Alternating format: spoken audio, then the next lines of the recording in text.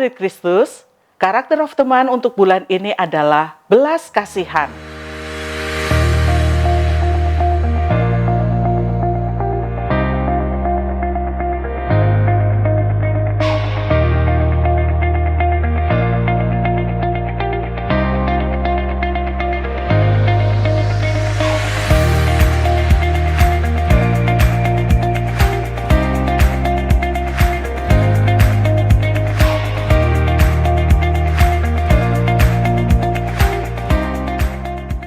Seberapa kuat kita memohon belas kasihan Tuhan, sebesar itu juga kita mengerti nilai belas kasih itu. Belas kasih akan mendorong kita untuk peduli dan bergerak untuk murah hati. Belas kasih tidak kenal perbedaan, merangkul semua orang yang membutuhkan, bukan hanya untuk agama atau budaya tertentu. Itulah belas kasih yang Tuhan Yesus ajarkan kepada kita. Belas kasih tidak hanya berhenti pada kata, tetapi juga dinyatakan dalam tindakan nyata dan dirasakan oleh orang-orang yang menerima belas kasih kita. Mary Jo adalah seorang gelandangan yang unik. Setiap kali dia menerima sumbangan atau bantuan dari orang lain, dia selalu membalasnya dengan mendoakan orang yang memberikan tersebut. Sebelum menjadi gelandangan, Mary telah mencari pekerjaan, tetapi selalu ditolak oleh karena dia adalah seorang yang buta huruf. Smith adalah seorang pengusaha muda yang tergerak hatinya untuk menolong Mary Jo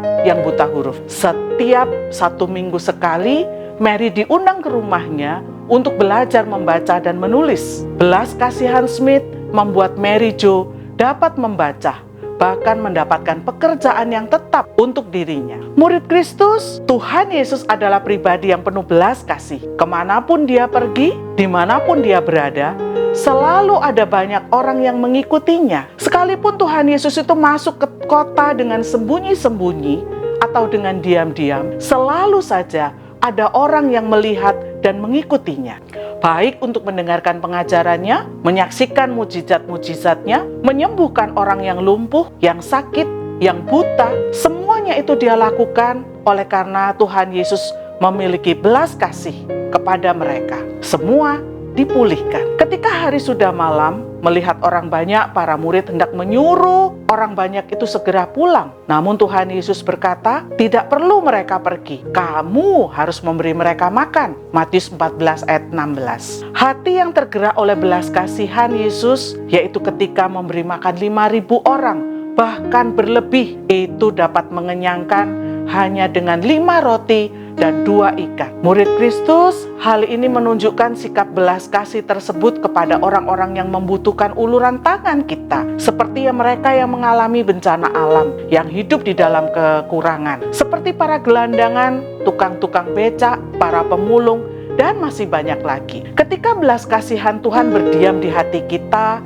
rasa belas kasih itu akan menggerakkan kita untuk bertindak dan membagikan pengharapan kepada mereka yang membutuhkan. Dengan tangan kita, kita dapat berbagi berkat.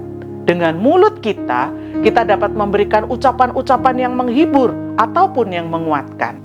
Milikilah hati yang berbelas kasih, akan membuat kita menjadi pribadi yang selalu bersyukur dan berterima kasih atas apa yang kamu miliki saat ini. Tuhan Yesus memberkati.